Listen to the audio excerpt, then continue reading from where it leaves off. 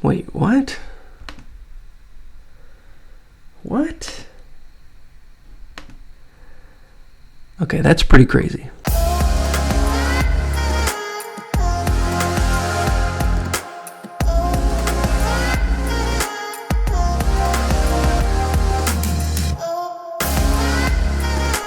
So hey guys, and welcome back. Just a reminder that today was the last day to submit your My 2020 photos for that t-shirt giveaway. So I will be closing that out today, and I'll be selecting the winners and announcing that next week, and then I'll work on getting those shipped out to you. You still can pre-order the t-shirt on my website, which I will link below. At that special pre-order price, it's going to go up about $10 after this pre-order. So if that's something you want, make sure you go on and check that out, and as well as the new cameras and lenses, etc., that I have posted up there as well. Now without further ado, let's get into this whole Lomochrome Purple thing, and the Bronica ETR as well. So right off the bat, I will say I am impressed with this film and kind of how it holds up. With something like this where the colors are just completely abnormal, to put it mildly, I expected there to be more grain. I expected it to be a lot more fragile and less forgiving with settings. When you start playing with colors like that, it can get weird really quick. The grain is very fine. It looks great. I would say the colors are pretty much spot on to what they've said, with some few variations which we'll look at, but that's mainly due to lighting changes and setting changes on my part. So of course I shot all of this on the Bronica ETR. Now this is the ETR, not the ETRS, so it's not quite as popular. However, I did enjoy shooting it. It has some quirks, of course. As far as performance-wise, it did fantastic. I really enjoy the images that I got out of this. Still medium format, so it's 645, which is something I've been wanting, but it's not quite as massive and obnoxious as something like the RB67, which is easily twice the size. This is more manageable size-wise, and I still have removable backings I can put on there. I can interchange the prism if I want, and of course switch in the lens. I used a 95, a 75, and then a 55 on the shoot. So I'll try and point those out along the way as well. So the reason I decided to shoot this at 100 and 400 to see the difference is because I was reading on Lomography's website where it says the color shifts. Control the color changes in your photo by selecting different ISO settings. Green tones will become a shiny purple when you use ISO 100, but with an ISO 400 setting, greens will shift into a darker indigo. Explore unlimited color creativity. We'll see about that. So in general, I will say that that description is pretty accurate. Between these two roles, there's a few exceptions where, again, exposure wasn't done properly, or the clouds came in and out and I didn't adjust my settings. Again, I'm switching back and forth between two different film backs, and the Bronica ETR does not have a built-in meter. So I would meter for one, switch the backing to the different ISO, and then I would shoot the second shot, and I didn't always readjust my settings according to the cloud coverage. And there's one or two shots actually where I completely forgot to change my stops going from the 100 ISO to the 400 ISO.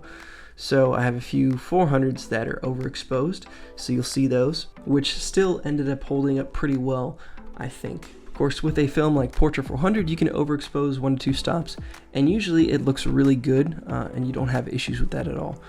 There are other films that are much less forgiving when it comes to over or underexposing, and it can really change the colors and make it really undesirable. So I'm kind of glad I actually overexposed a few shots just to kind of see how that held up, on top of pulling the film from 400 ISO down to 100 to kind of see the color difference as well. So from my experience, I actually prefer shooting it at 100 speed ISO because I like those darker, a little bit more muted tones, that more indigo, less bright purple, and more of a muted, darker, subtle, as weird as that sounds when we're talking about a purple film. The issue is, when shooting at 100, you'll see from these pictures along the way that it really messes with the skin tones once you start dropping that ISO. At 400, it's not too bad. Now they say it preserves the reds so that it doesn't mess with skin tone, which in their defense, I would like to shoot this again, portraits, in a more like urban setting, so that I can see how that reflects.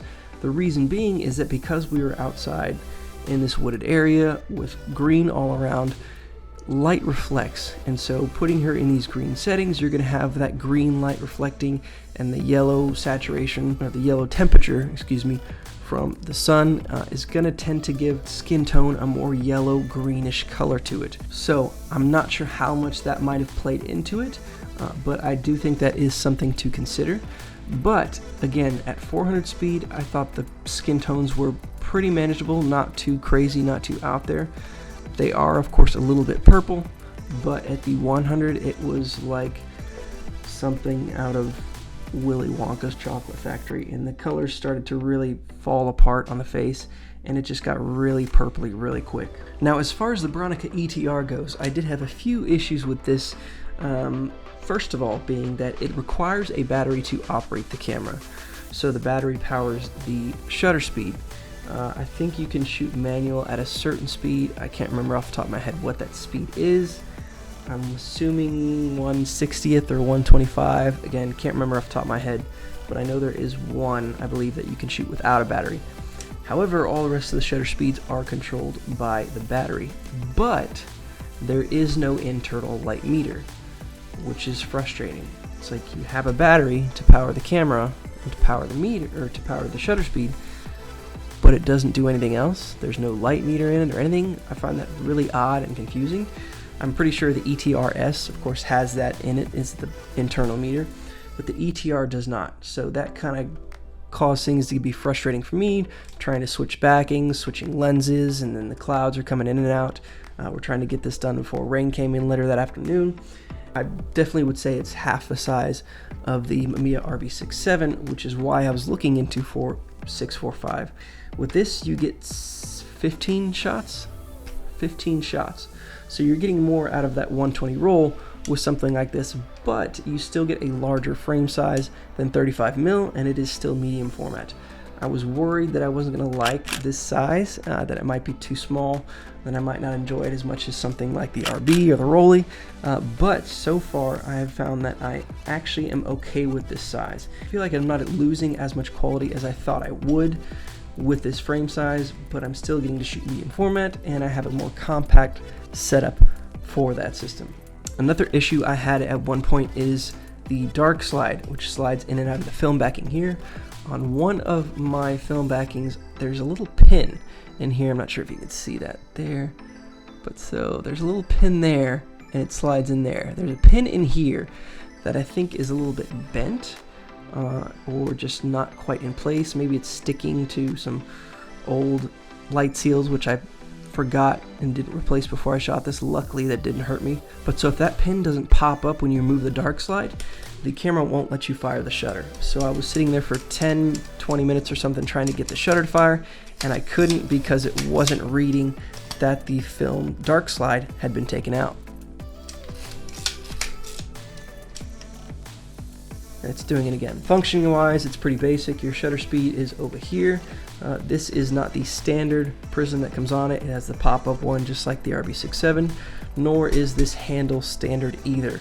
It's similar to a Hasselblad as far as it comes with that same winding lever and that same pop-up hood as the standard. Back to the Lomochrome Purple 400 versus 100 type thing. I would like to shoot this again in an urban setting, again because I put Jack in this green environment with this black hoodie, which if you look at the black hoodie, it actually ended up turning kind of a greenish teal in these photos, which I thought was kind of interesting. I want to see how the other colors turn out. The sky didn't get a whole lot of that, which should have been like a teal greenish instead of blue. Of course, the yellows and the greens all turned to like a purple, magenta, pink colors. This was mainly just because I wanted to see how it separated the skin tones from the green nature areas around her, and just see if it was as good as they said it was, as keeping the reds, which I didn't really think it would be, considering those yellows, oranges, and reds tend to get tied up a bit, and so you can kind of lose the skin tones a bit in that, at least from my personal experience. But again, if you were to shoot this, depending on what you're shooting, if you're gonna go portraits and everything, I would shoot it at 400, and then you can always mess with the skin tones, or you can mess with those purples and pinks and kind of bring them down darker. Personally though, I like the look of shooting it at 100. Yes, my skin tones do get a little more, well, significantly more purple and pink, But I got these scans. I didn't develop this myself this time just because with this film I wanted to make sure that was done right. So I got high-res scans, TIFF scans, so that I could do some post work in Lightroom. The reason being is because, again, I was worried about skin tones. So for kicks, I'll show you a few photos that I put through Lightroom just so you can see how those colors came out. So I put these 4 photos through Lightroom. Again, I spent like 5 minutes. All I did was select the skin tones and just kind of up the temperature, drop the tint down to a more green, up the temperature, of course, to get more of that yellow-orange skin tone. And then I also reduced the saturation a little bit to kind of bring down the amount of purples and things that I had in those skin tones. And it's not 100%, I'll say that for sure, but again, for 5 minutes, it's not that bad. With something like this, I don't think you want it perfect, but so I think these are close enough. I might go back and just bring in a little bit more red and yellow, but I'll show you the before and afters just so you can get kind of an idea of how much I had to do to bring in the normal, natural colors that you would want to see in this. So now, as far as ratings for the Bronica ETR before we wrap this up, as far as build quality, I can't give it a complete grade on build quality just because I'm not quite sure based on the limited research that I've been able to find and do. Somewhere between a 3 and a 4. It is pretty solid, it is built well, but this one has been serviced before I got it. There was that issue with the film backing, so I'm not sure if that's common or if there was just an issue with this particular backing or something like that. Other than that, it seems like it should hold up pretty well. So I'm gonna go with a 4, just based off of the information I have. I feel like there's probably some electronical issues or something that I'm not aware of that make this less desirable than, you know, RBs, Hasselblads, and things like that. Usability. It does take a bit of getting used to because, of course, you have a battery that runs the shutter speed, but it doesn't give you a light meter at all.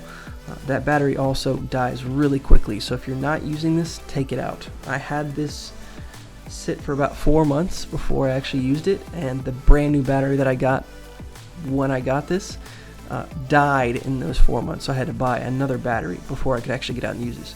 So if you're not using it, take the battery out. It's just located on the bottom of its handle. It's not too difficult. It is a bit annoying that you have to do that, but definitely take out the battery if you're not using it frequently because this thing will eat it. So usability, I'm gonna have to go with a 3 just because it does take some getting used to. Image quality, Bronicas are great. It's a medium format, it's 645. The lens system I think is really underrated. I'm tempted to give it a 5 just because it is medium format. It's great quality glass. I'm really happy with the results I have here, but I don't know, maybe I should stick with a 4. I would keep it in that range though, about the 4 to 5, but I am less experienced with the whole Bronica system than I am just about any other system, so do take that into consideration. Jeez, features. Should I give it a 1 on features? There really is nothing. You do have your ASA dial with your ISO, and then you do have exposure compensation, so I'm assuming it'll adjust according to what shutter speed you have set. You got a battery check button. You do have a double exposure switch over here. Other than that, there isn't a whole lot going on. So yeah, I'm gonna have to go with about a 2, 2.5, but it is fantastic. Great camera. So that is going to wrap it up on this video with the Bronica ETR. If you'd like more information on that, let me know. I may be selling this. I haven't decided yet.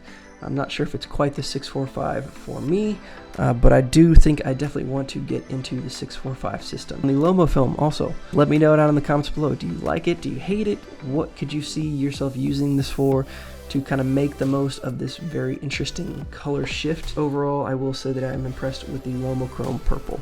So that is going to wrap it up on this video. So thank you for watching, and I will see you in the next one.